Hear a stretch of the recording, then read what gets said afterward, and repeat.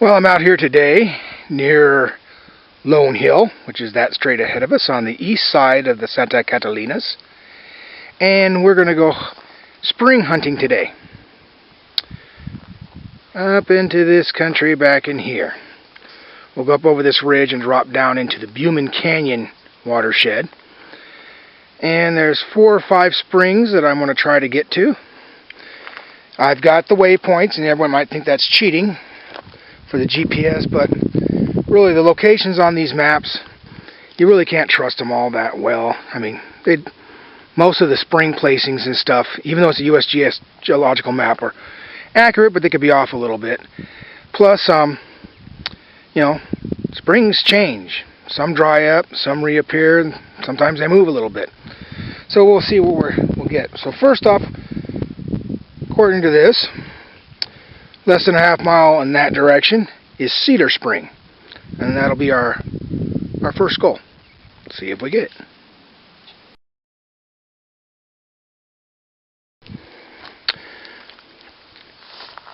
Well, here's a dried out old cement water tank and a line, and I'm at or near the location of Cedar Spring.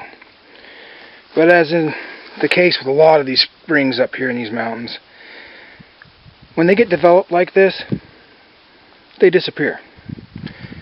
Because instead of having just a little bit of water coming out of them all year long or most of the year long, they took all the water, they improved it so all the water came out and filled up this trough. And that was probably great for the first few years, but as you notice, dry as a bone now, what happens is they pretty much bleed the springs dry with these developments. So we'll follow this line up here and see if we can find something on the surface that's left of Cedar Spring. It's still going up the canyon from the trough at Cedar Spring, following these lines. They look like they've been maintained in a long time.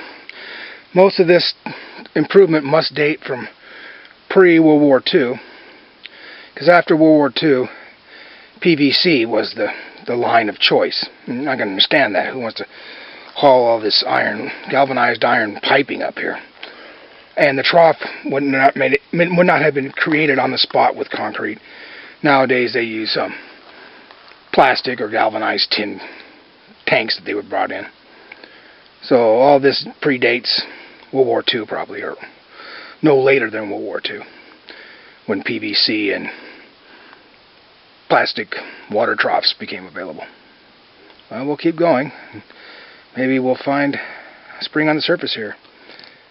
This looks to be all that's left of Cedar Spring. Little bit of water oozing out of the pipe right there. The pipe is buried. The end of the pipe's just right up here.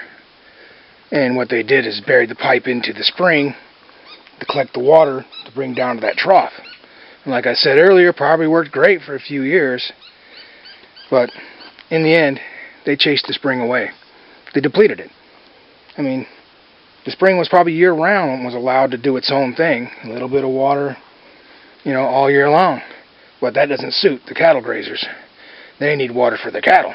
So they developed this.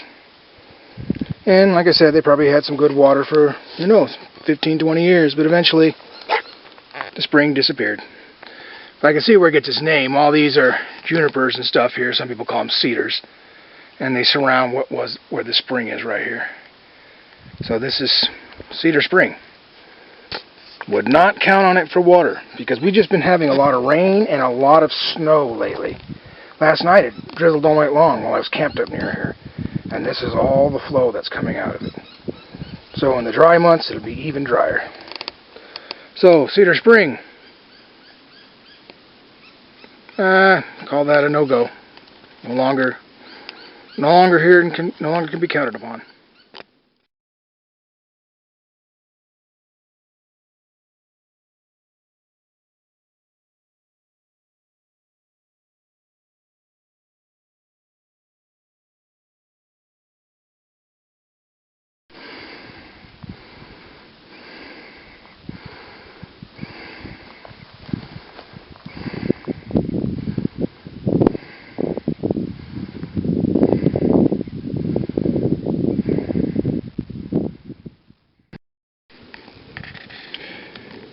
According to the GPS, about 1/10 of a mile from Mesquite Flat Spring, and it's, according to the map, down this drainage right here. But here's a little first surface water I've seen today.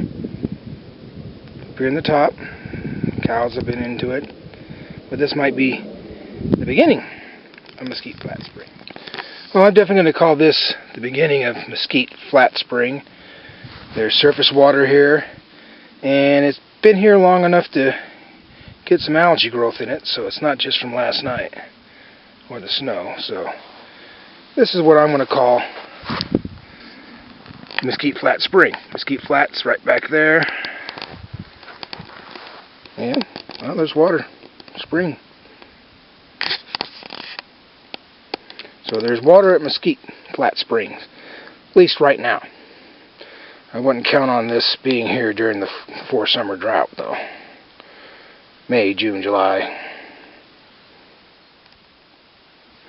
Well, here we are at excuse me, Mesquite Flat Spring. There's water here. Pools for 100 yards, little scattered pools about 100 yards up the creek. Mosquitoes going. Good sign that this is a dependable spring. Most of the time is these bushes right here, called seep willows, because you find them around seeps and springs. Cool, at least this one's here. Cow's been using it, so even though it looks fresh, you definitely want to run this through a filter or boil it, unless you like having explosions from both ends of your body. Cool. Yep, there's some piping, old galvanized steel piping, pre-World War II. So this spring had been developed, but it still exists.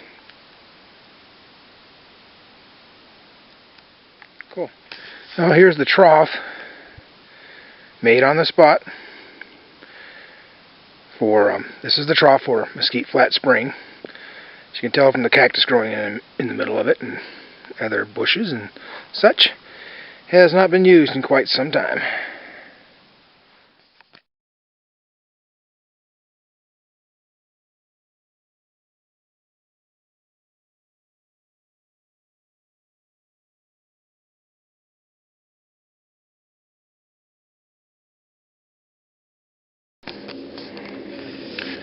I've been coming down this canyon here, and actually some nice pools.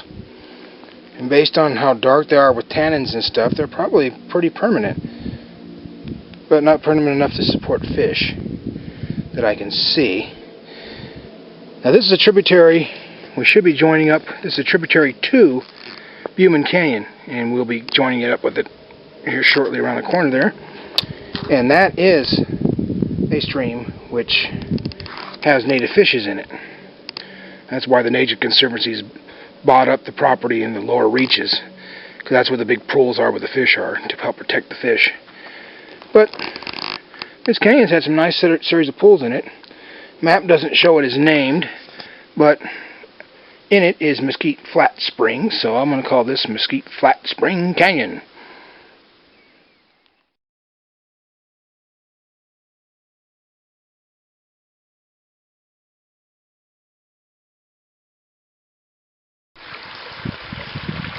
Well, I'm standing above the confluence of Mesquite Flat Spring, what a mouthful, Mesquite Flats Spring Canyon and Buman Canyon.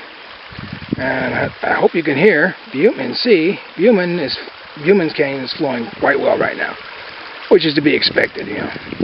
It's the major drainage on the east side, and it's draining all the snow-packed highlands. I know that we might see some fish.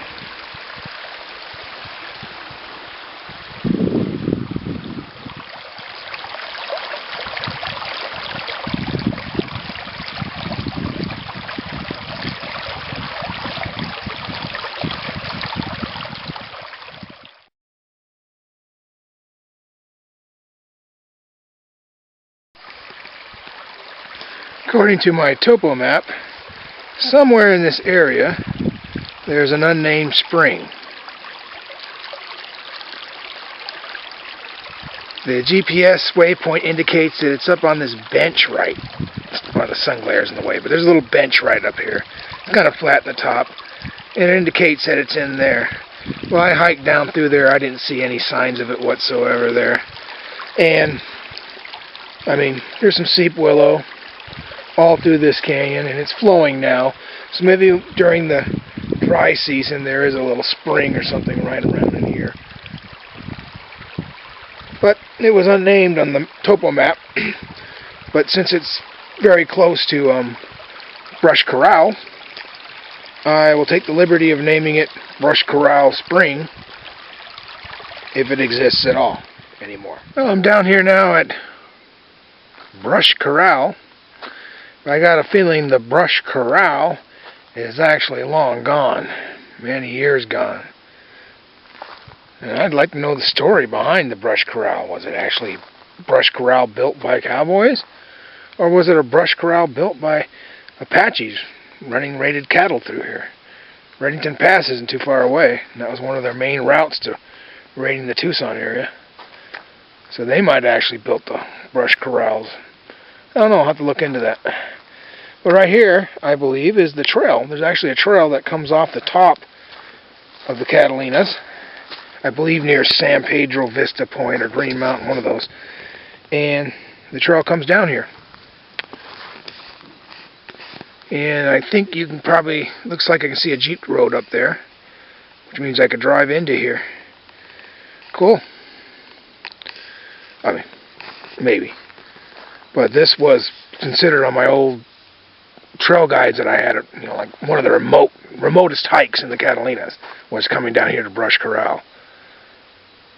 Well, maybe there's something up over here that looks like a Brush Corral.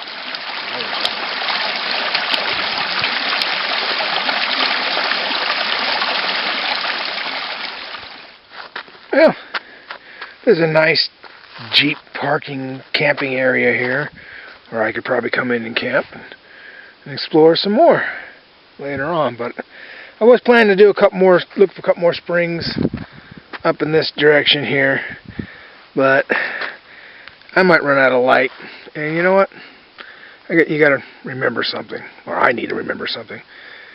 Bushwhacking is a whole lot different than trail hiking.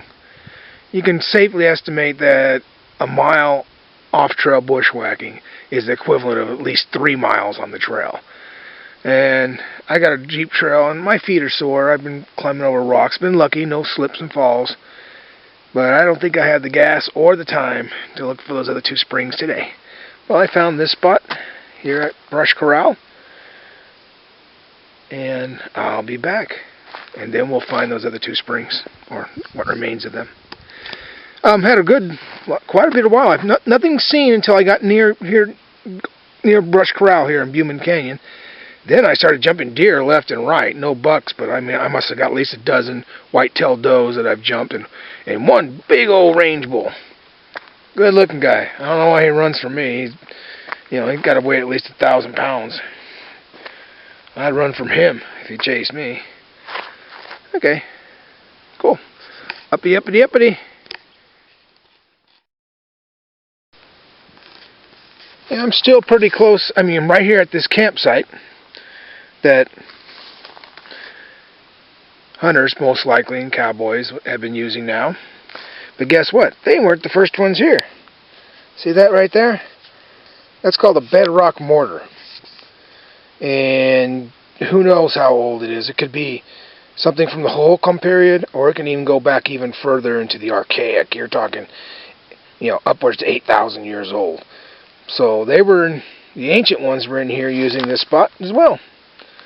What they did is they take those, acorns, mesquite beans, whatever they need ground up, and they put it in that bedrock mortar and make flour out of it, pound it to flour. It's the first and only sign I've seen of the old ones today on this hike. But cool, they're here. A super crustated saguaro.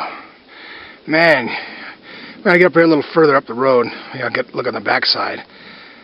But every once in a while, you'll get these strange growths on saguaros. And this one is massive and doubling up. You know, 2 of the branches are crestating. Must be a holy spot. Cool.